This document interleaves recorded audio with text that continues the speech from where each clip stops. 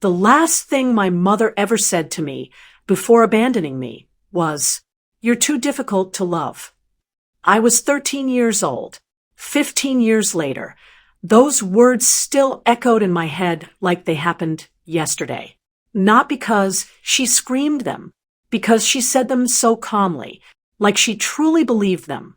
Growing up, I always felt like the unwanted piece of our family. My older brother Jason was everything my parents loved: confident, athletic, popular. My younger sister Emma was sweet and easy to adore. Teachers loved her. Neighbors adored her. Even strangers smiled when they met her. But me, I was the problem child. At least that's what my father called me whenever he thought I couldn't hear. I liked books more than sports. I asked questions adults didn't like answering. I spent more time building old computers from scrap parts than hanging out with other kids. To me, that felt normal. To my parents, it made me strange. "You act like there's something wrong with you," Dad used to snap. Mom constantly compared me to Jason. "Why can't you just be normal for once?" At first, I tried. I forced myself to join sports teams I hated, pretended to enjoy parties, laughed at jokes I didn't understand. Nothing worked. No matter what I did, I always felt like an outsider inside my own house. The older I got, the worse things became. Dad developed a gambling problem after losing his construction job. Money disappeared constantly. Collectors called the house late at night. My parents fought almost every evening. And somehow, I became their emotional punching bag. Whenever something went wrong, my name entered the argument eventually. Dad blamed me for stressing Mom out. Mom blamed me for making the family harder.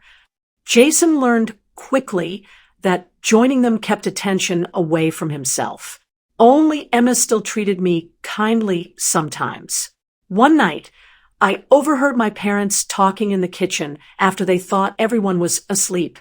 "We can't keep doing this," Mom whispered. Dad sighed heavily.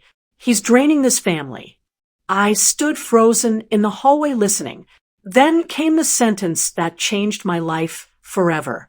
Maybe everyone would be happier without him here. I remember feeling physically numb, like my body stopped belonging to me for a moment. 3 days later, Mom told me we were taking a drive. She barely spoke during the entire trip.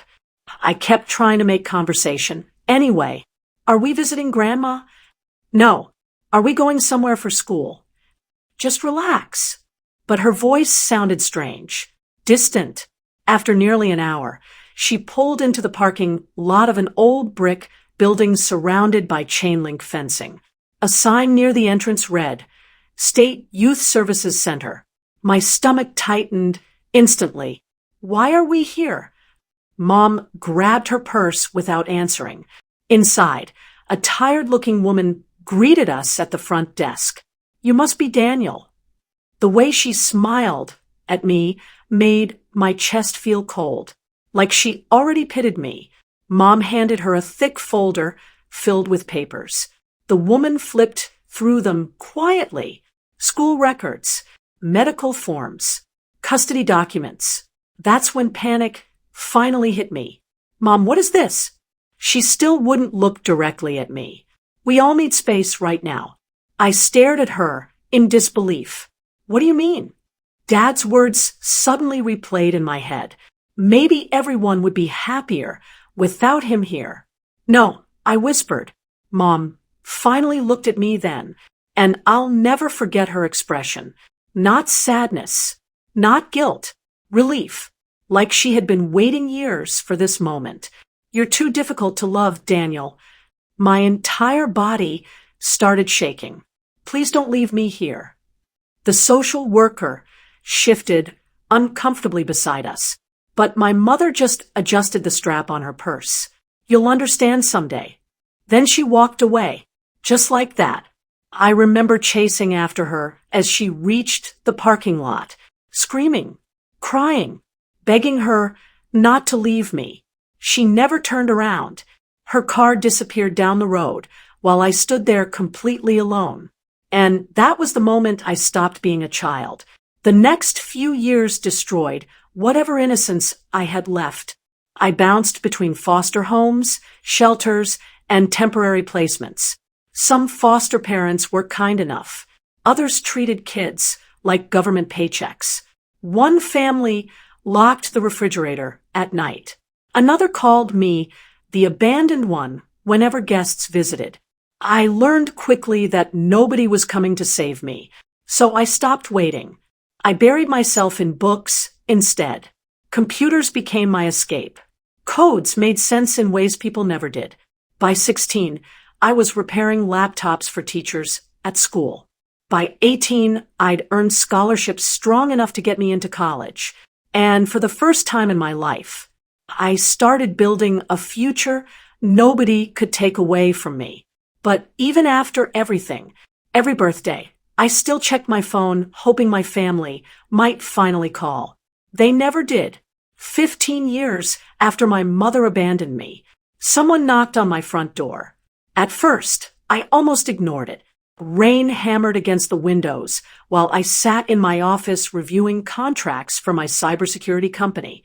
The last thing I wanted was unexpected visitors.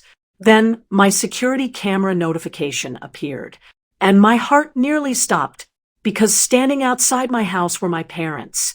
Older, tired, completely unrecognizable from the people I remembered. Dad's expensive confidence was gone. Mom looked exhausted, her hair thinner and face pale with stress. For several seconds, I just stared at the screen in disbelief.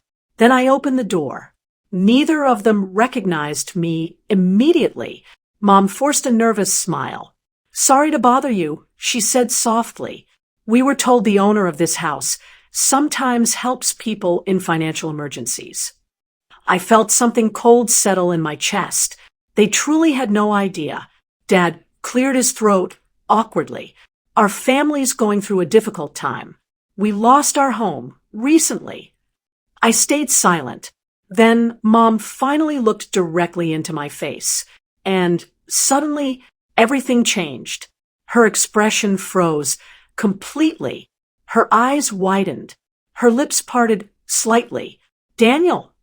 I watched the color drain from her face. Dad looked confused at first. Then realization hit him too. For a moment, nobody spoke.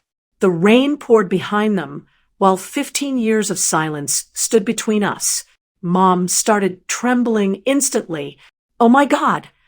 Dad looked like he couldn't breathe. And then Mom whispered the words I had imagined hearing since childhood. "We've been trying to find you."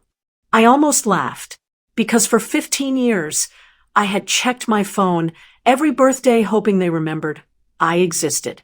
And now suddenly they needed something. Mom burst into tears the second I stepped aside. Dad looked completely broken standing in my doorway. For years, I imagined this moment differently. I imagined anger, revenge, closure. But looking at them now, all I really felt was sadness. They told me everything that happened after abandoning me. Dad's gambling addiction destroyed their finances. Jason eventually cut them off after years of lending money. Emma moved overseas and stopped answering calls after constant family drama. Little by little, they lost everyone, including each